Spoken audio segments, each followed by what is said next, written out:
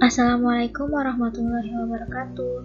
Perkenalkan, nama saya Charlotte Aulia, NIM 2110111180. Saya dari kelas A, Prodi S1 Kebidanan Lintas Jalur, Fakultas Ilmu Kesehatan Universitas Aisyah Yogyakarta. Di sini saya akan menyampaikan materi tentang sistem kardiovaskuler. Ini merupakan tugas dari mata kuliah fisiologi dengan dosen pengampu Ibu Fatiatur Rahmah, SST MKes. Nah, sebelumnya, apakah teman-teman sudah tahu apa yang dimaksud dengan sistem kardiovaskuler itu? Jika belum, mari kita simak penjelasan berikut ini. Pengertian dari sistem kardiovaskuler yaitu suatu sistem yang secara umum berperan mengedarkan darah ke seluruh tubuh sekaligus membawa oksigen dan zat gizi ke semua jaringan tubuh serta mengangkut semua zat buangan. Sistem kardiovaskuler terdiri dari jantung dan pembuluh darah. Jantung adalah pompa otot beruang 4 yang mendorong darah mengelilingi sirkulasi. Sistem vaskuler atau pembuluh darah terdiri dari arteri yang membawa darah dari jantung ke jaringan, kapiler berdinding tipis yang memungkinkan difusi gas dan zat metabolik, dan ada vena serta venula yang mengembalikan darah ke jantung. Selanjutnya, ada fungsi sistem kardiovaskuler. Yang pertama, untuk mengangkut nutrisi, oksigen, dan hormon ke seluruh tubuh dan melepaskan limbah metabolik yang berupa karbon dioksida dan limbah nitrogen. Yang kedua, sebagai perlindungan tubuh oleh sel darah putih, antibodi, dan protein komplement yang beredar dalam darah dan mempertahankan tubuh terhadap mikroba asing dan toksin. Mekanisme pembekuan juga turut serta melindungi tubuh dari kehilangan darah setelah cedera. Yang ketiga, sebagai pengaturan suhu tubuh, pH cairan, dan kadar air sel. Yang keempat, sistem kardiovaskuler juga memerlukan fungsi kooperatif sistem lain untuk mempertahankan komposisi darah dan sebagainya untuk melestarikan homeostasis intraseluler, misalnya pencernaan dan organ ekskretori yang berperan dalam menjaga konstitusi homeostasis darah, saraf otonom, sistem endokrin, sistem koordinat kardiovaskuler, serta fungsi lainnya. Nah, sekarang saya akan menjelaskan tentang bagian-bagian dari sistem kardiovaskuler. Yang pertama ada jantung. Jantung adalah pompa berotot di dalam dada yang bekerja terus-menerus tanpa henti memompa darah ke seluruh tubuh. Jantung berkontraksi dan relaksasi sebanyak 100.000 kali dalam sehari. Dan semua pekerjaan ini memerlukan suplai darah yang baik yang disediakan oleh pembuluh arteri koroner. Bagian kanan dan kiri jantung masing-masing memiliki ruang sebelah atas atau atrium yang mengumpulkan darah, dan ruang sebelah bawah atau ventrikel yang mengeluarkan darah. Agar darah hanya mengalir dalam satu arah, maka ventrikel memiliki satu katup pada jalan masuk dan satu katup pada jalan keluar. Selanjutnya ada lapisan jantung. Jantung terdiri dari dua lapisan, yaitu lapisan dalam atau perikardium visceral dan lapisan luar atau perikardium parietal. Kedua lapisan ini dipisahkan oleh sedikit cairan pelumas yang mengurangi gesekan akibat gerakan pemompaan jantung. Perikardium juga melindungi terhadap penyebaran infeksi atau neoplasma dari organ-organ sekitar jantung. Dinding jantung terdiri atas 3 lapisan, yaitu epikardia, adalah lapisan viscera pada perikardia serum. Yang kedua ada miokardia, adalah bagian jantung yang berotot terdiri atas otot jantung yang berkontraksi dan serta puringe yang tidak berkontraksi yang mengantarkan impuls saraf. Yang ketiga ada endokardia, adalah endotelium tipis dan halus yang menjadi pembatas dalam jantung yang berhubungan dengan pembatas dalam pembuluh darah. Fungsi jantung. Fungsi utama jantung adalah memberikan dan mengalirkan suplai oksigen dan nutrisi ke seluruh jaringan dan organ tubuh yang diperlukan dalam proses metabolisme. Secara normal, setiap jaringan dan organ tubuh akan menerima aliran darah dalam jumlah yang cukup sehingga jaringan dan organ tubuh menerima nutrisi dengan kuat. Lalu ada struktur jantung. Jantung dibagi menjadi bagian kanan dan kiri dan memiliki 4 bilik ruang. Bilik bagian atas dan bawah di kedua belahannya. Bilik-bilik atas, atria atau atrium tunggal menerima darah yang kembali ke jantung dan memindahkannya ke bilik-bilik bawah atau ventrikel yang memompa darah dari jantung. Kedua belahan jantung dipisahkan oleh septum yang mencegah pencampuran darah dari kedua sisi jantung. Pemisahan ini sangat penting karena bagian kanan jantung menerima dan memompa darah beroksigen rendah, sementara sisi kiri jantung menerima dan memompa darah beroksigen tinggi. Bagian-bagian jantung terdiri dari atrium dextra, atrium sinistra, ventricle dextra, dan ventricle sinistra. Atrium dextra dan atrium sinistra yaitu bertekanan rendah. Fungsinya, atrium kanan menerima darah dari vena cava superior dan inferior, atrium kiri menerima darah dari vena pulmonalis. Ventricle dextra dan ventricle sinistra itu adalah kekuatan utama dalam pemompaan jantung. Fungsinya, ventricle kanan menerima darah dari atrium kanan dan memompakannya ke arteri pulmonalis. Ventricle kiri menerima darah dari atrium kiri dan memompakan darah ke aorta. Nah, ini adalah gambar dari struktur bagian-bagian jantung. Ada atrium kanan dan kiri, ventricle kanan dan kiri, arteri pulmonalis, vena pulmonalis, vena cava superior, vena cava inferior, ada septum, katup tricuspid, ada aorta, ada truncus pulmonalis, otot papilaris, katup aorta semilunar, chordae tendinae, katup semilunar pulmonalis, epikardium, ruangan cairan perikardial dan perikardium. Katup jantung. Katup jantung berfungsi mempertahankan aliran darah searah melalui bilik-bilik jantung. Setiap katup berespon terhadap perubahan tekanan. Katup-katup terletak sedemikian rupa sehingga mereka membuka dan menutup secara pasif karena perbedaan tekanan, serupa dengan pintu satu arah.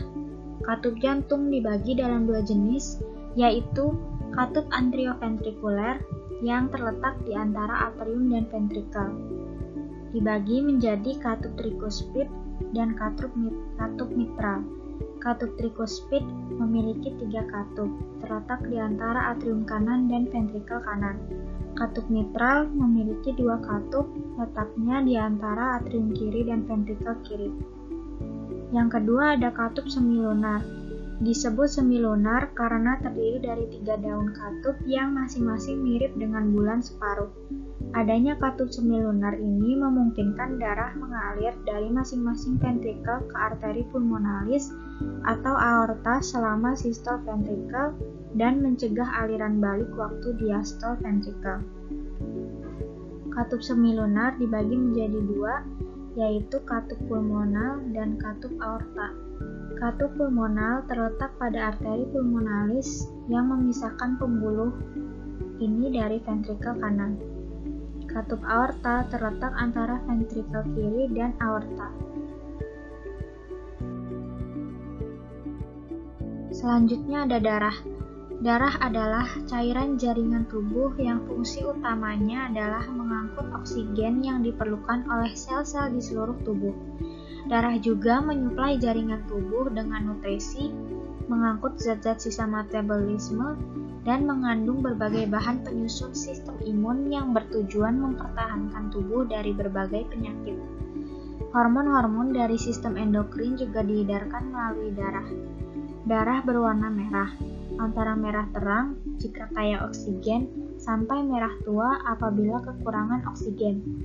Warna merah pada darah disebabkan oleh hemoglobin, protein pernapasan atau respiratory protein yang mengandung besi dalam bentuk hem, yang merupakan tempat terikatnya molekul-molekul oksigen.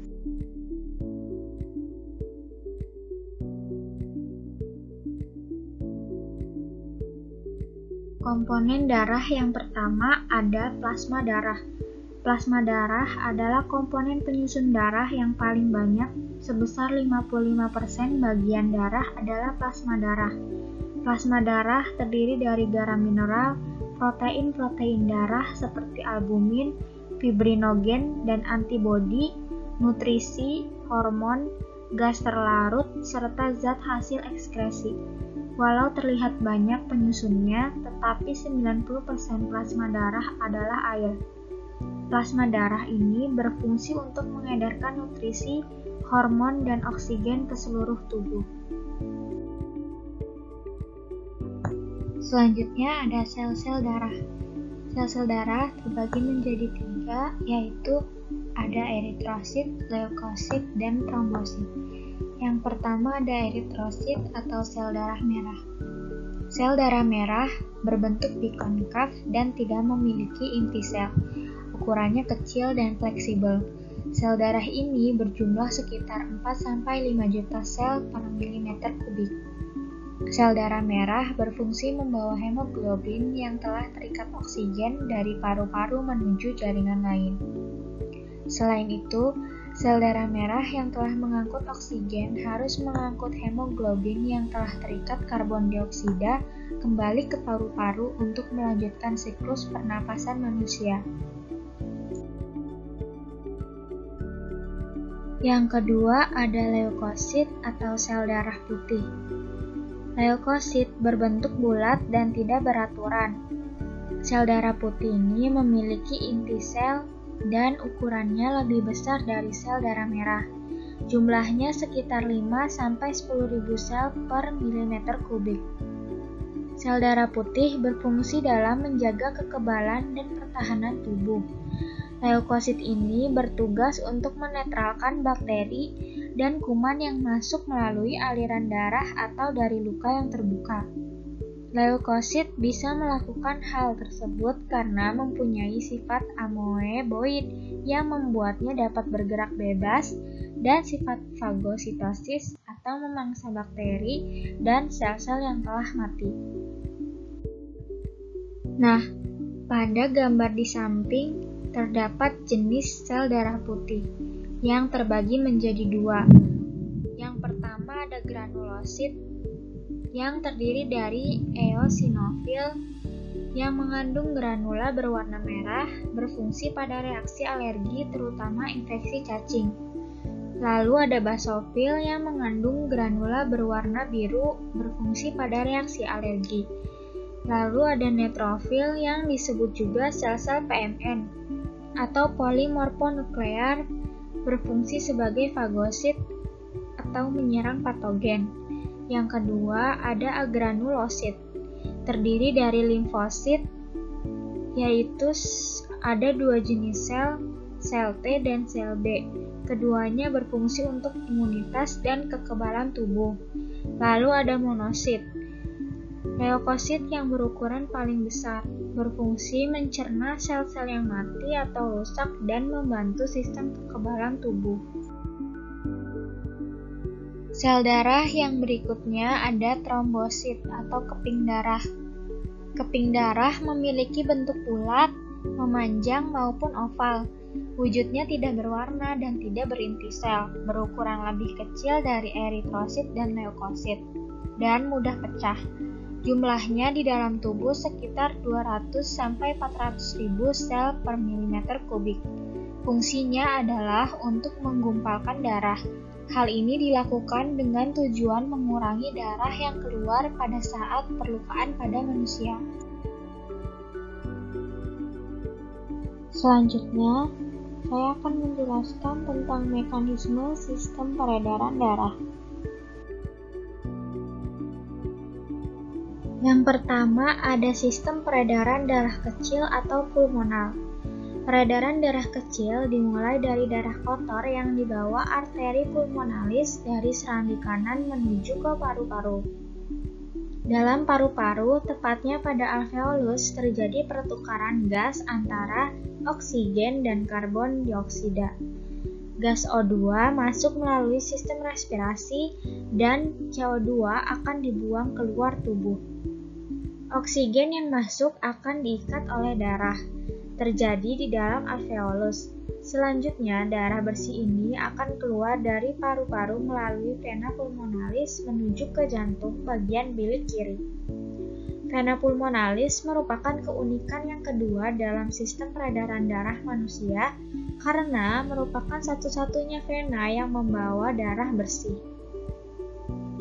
Urutan perjalanan peredaran darah kecil adalah dari bilik kanan jantung ke arteri pulmonalis, ke paru-paru, ke vena pulmonalis, lalu ke serambi kiri jantung.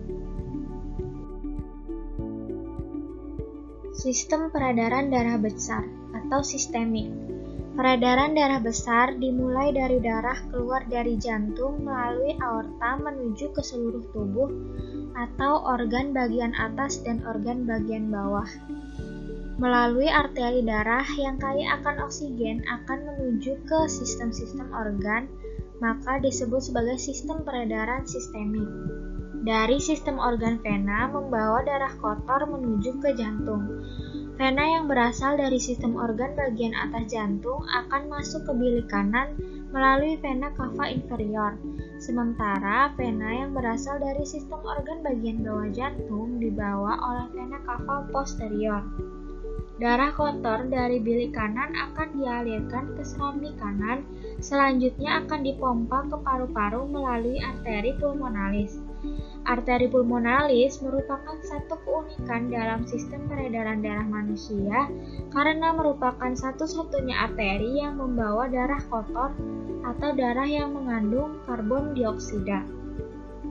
Urutan perjalanan peredaran darah besar yaitu dari bilik kiri ke aorta, pembuluh nadi, pembuluh kapiler, vena cava superior dan vena cava inferior, lalu ke serambi kanan.